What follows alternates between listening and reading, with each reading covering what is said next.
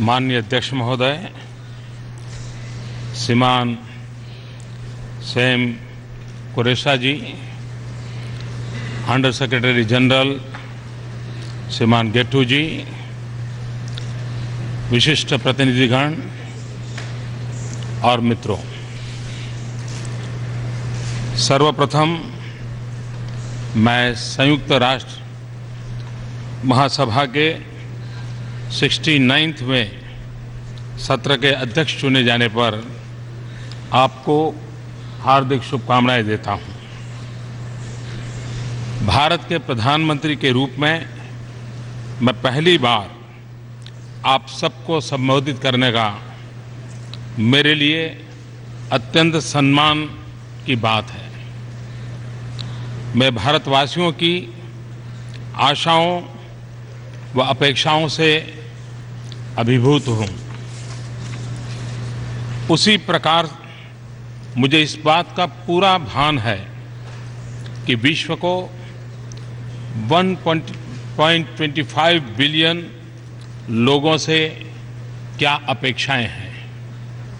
भारत वह देश है जहां मानवता का 6वां हिस्सा आबाद है। भारत ऐसे व्यापक पैमाने पर आर्थिक व सामाजिक बदलाव से गुजर रहा है जिसका उदाहरण इतिहास में दुर्लभ है। प्रत्येक राष्ट्र की विश्व की अवधारणा उसकी सभ्यता व उसकी दार्शनिक परंपरा के आधार पर निरूपित होती है। भारत का चिरंतन विवेक समस्त विश्व को एक कुटुंब के रूप में देखता है। और मैं जब ये बात कहता हूं तब मैं साफ करता हूं कि हर देश की अपनी एक फिलॉसफी होती है। मैं आइडियोलॉजी के संबंध में नहीं कह रहा हूं। और देश उस फिलॉसफी के प्रेरणा से आगे बढ़ता है। भारत एक देश है जिसकी वेद काल से परंपरा वसुधैव कुटुंबकम की रही है। भारत एक देश है जहां प्रकृति के साथ संवाद, प्रकृति से कभी संघर्ष नहीं, ये भारत के जीवन का हिस्सा है। और उसका कारण उस फिलॉसफी के तहत भारत उस जीवन दर्शन के तहत आगे बढ़ता रहा है। प्रत्येक राष्ट्र की विश्व की अवधारणा उसकी सभ्यता व उसकी दार्शनिक परंपरा के आधार पर निरूपित होती है। भारत का चिरंतन विवेक समस्त विश्व को, जैसा मैंने कहा, वसुधैव कुटुंबकम, एक कुटुंब के रूप में देखता है। भारत एक ऐसा राष्ट्र है जो केवल अपने लिए नहीं बल्कि विश्व पर्यंत न्याय, जस्टिस, गरिमा, डिग्निटी, अवसर, अपॉर्चुनिटी एवं समृद्धि, प्रॉस्पेरिटी के हक में आवाज उठाता रहा है। अपनी विचारधारा के कारण हमारा मल्टीलेटरलिज्म में दृढ़ विश्वास है। आज यहां खड़े होकर के मैं इस महासभा पर टिकी हुई आशाओं व अपेक्षाओं के प्रति पूर्णतया सजग हूं। जिस पवित्र विश्वास ने हमें एकजुट किया है, मैं उससे अत्यंत प्रभावित हूं।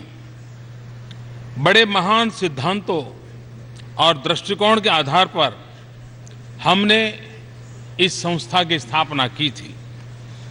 इस विश्वास के आधार पर कि अगर हमारे भविष्य जुड़े हुए हैं तो शांति और सुरक्षा, मानव अधिकार और वैश्विक आर्थिक विकास के लिए हमें साथ मिलकर काम करना होगा।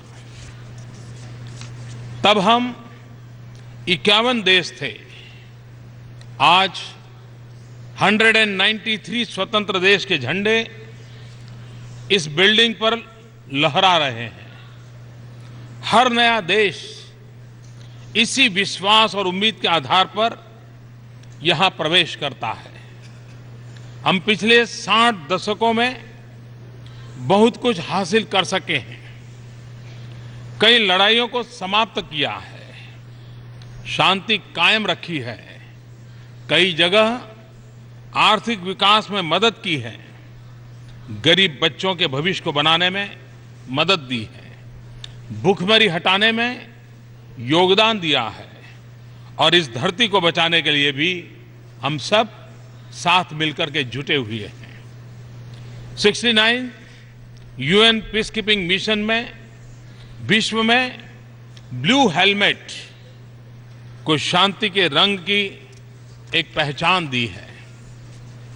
आज समस्त विश्व में लोकतंत्र की एक लहर है। अफगानिस्तान में शांतिपूर्ण राजनीतिक परिवर्तन यह भी दिखलाता है कि अफगान जनता की शांति की कामना हिंसा पर विजय अवश्य पाएगी। नेपाल युद्ध से शांति और लोकतंत्र की ओर आगे बढ़ा है। भूटान के नए लोकतंत्र में एक नई ताकत नजर आ रही है। पश्चिम एशिया एवं उत्तर अफ्रीका में लोकतंत्र के पक्ष में आवाज उठाए जाने के प्रयास हो रहे हैं। ट्यूनीशिया की सफलता दिखा रही है कि लोकतंत्र की ये यात्रा संभव है। अफ्रीका में स्थिरता, शांति व प्रगति हेतु एक नई ऊर्जा व जागृति दिखाई दे रही है। हमने एशिया और उसके पूरे अभूतपूर्व समृद्धि का अभ्युदय देखा है, जिसके आधार में शांति एवं स्थिरता की शक्ति समाहित है। अपार संभावनाओं से समृद्ध महादेश लैटिन अमेरिका स्थिरता एवं समृद्धि में साझा प्रयास में एकजुट हो रहा है। यह महादेश विश्व समुदाय के लिए एक महत्वपूर्ण आधार स्तंभ सिद्ध हो सकता है। भारत अपनी प्रगति के लिए एक शांतिपूर्ण और स्थिर अंतर्राष्ट्रीय वातावरण की अपेक्षा करता है। हमारा भविष्य हमारे पड़ोस से जुड़ा हुआ है। इसी कारण मेरी सरकार ने पहले ही दिन से पड़ोसी देशों से मित्रता और सहयोग बढ़ाने पर पूरी प्राथमिकता दी है और पाकिस्तान के प्रति भी मेरी यही नीति है। मैं पाकिस्तान से मित्रता और सहयोग बढ़ाने के लिए पूरी गंभीरता से शांतिपूर्ण वातावरण में बिना आतंक के साये के साथ द्विपक्षीय वार्ता करना चाहता हूं। लेकिन पाकिस्तान का भी यह दायित्व है कि उपयुक्त वातावरण बनाए और गंभीरता से द्विपक्षीय बातचीत के लिए सामने आए और इस मंच पर बात उठाने से समाधान के प्रयास कितने सफल होंगे, इस पर कईयों को शक है। आज हमें बाढ़ से पीड़ित कश्मीर के लोगों को सहायता देने पर ध्यान देना चाहिए, जो हमने भारत में बड़े पैमाने पर आयोजित किया है। और इसके लिए सिर्फ भारत